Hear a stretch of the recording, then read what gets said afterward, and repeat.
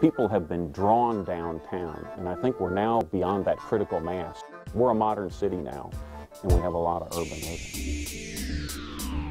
Today, the people we recruit, the top recruits, care as much about quality of life as they do about the opportunities for growth inside a law firm. So we have to focus on both things.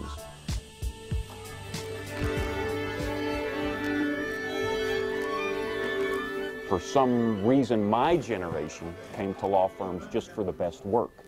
Today, the generations that are coming into law firms are coming for the best work, and they focus also on their quality of life.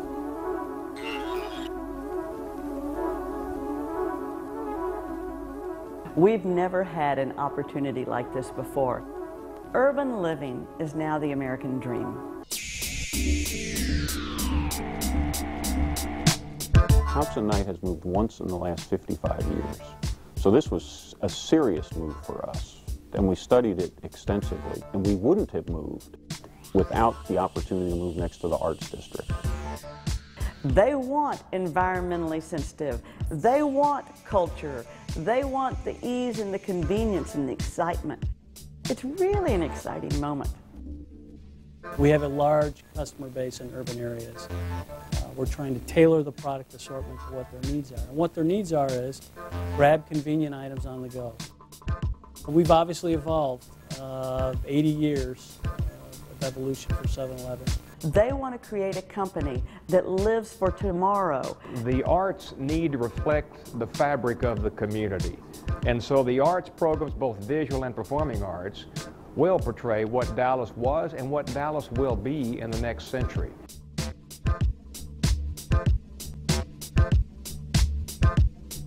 Anybody can be in real estate. You can be in any business. But what's the point of it all? It's to enrich lives, to let people achieve something more than they might have, to find something in themselves that they didn't know existed, to grow and to evolve.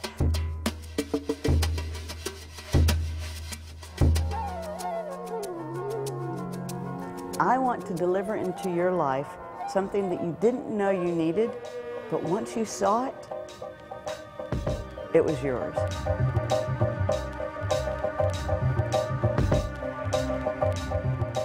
We get to have the opportunity for people's lives to be enriched here and for them to say, this is mine.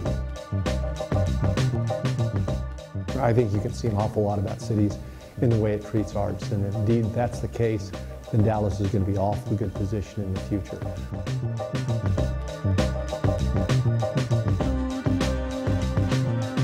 I hope that what we've done as a government is set a foundation that makes that investment from a private source an investment that's an important one, an investment that will be financially rewarding. One of the things that certainly changed about downtown is that JR doesn't live here anymore.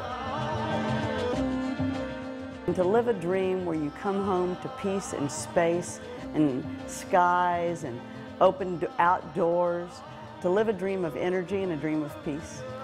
I think what we're trying to do is to invite people into a place that permits them to live an urban dream.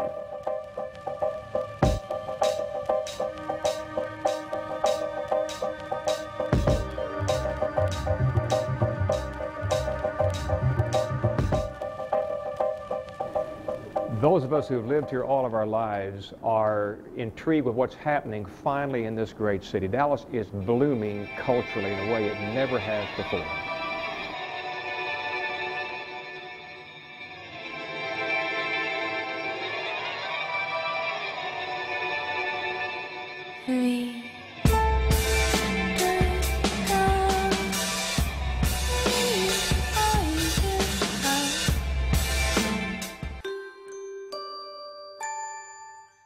As far as Dallas-Lake Gas City is concerned, the entire Arts District is encompassed now by what used to be the African American community. It's something new, it's something very important, and I want to be there.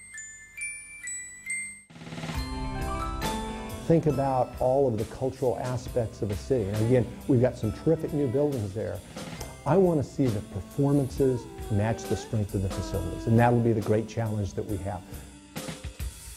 For the first time, the city of Dallas is beautiful. And when those buildings are created, they have these very, very important and exciting functions.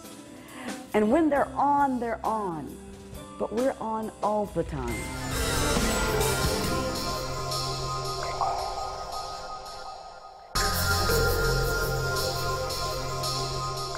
The challenge was twofold. One, how do we create a commercially viable project, do the best that we could with local talent? We wanted to do something that was discreet and elegant and at the same time respected the sculptures that were adjacent to us. This is not a building that would just fit comfortably anywhere. It's really a building that was designed for this site. There is this, it is sort of a renewal, if you will, of urbanization. The Arts District will be the future home to the work of 4 Pritzker Prize winners. So you're talking about world-renowned architecture with public budgets or contributed budgets, and they're really, truly sculptures.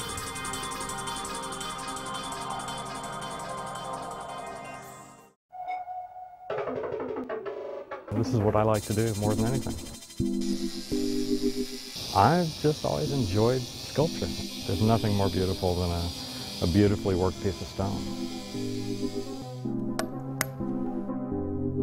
There's urban and then there's urban. This has changed so rapidly. I just don't see it necessarily as urban. I see it as revitalized. It feels like you're on top of the world and there aren't things right in your face. It's actually just the opposite of what you would think urban in the traditional sense.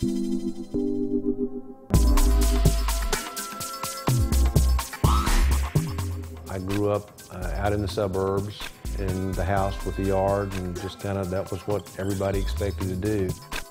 We sold a house out in the suburbs several years ago, decided we wanted to be in this area. We weren't quite sure where. I don't think most people in Dallas are aware of how exciting this is already. As soon as we came in here, we knew this was where we wanted to be. I don't know, this building helps me keep centered, and I feel very natural here.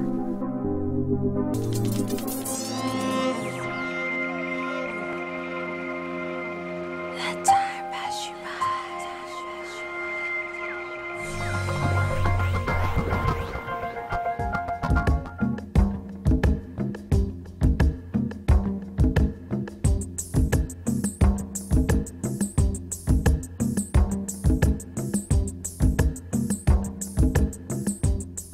From an urban perspective, this is placemaking. So placemaking has to do with the architecture, but it also has to do with the users and how they interact locally. These restaurants have to be indoor-outdoor restaurants. So what you want to do is offer a variety of dining experiences. I think that if the users of the Arts District take ownership of the Plaza, that would be the biggest reward.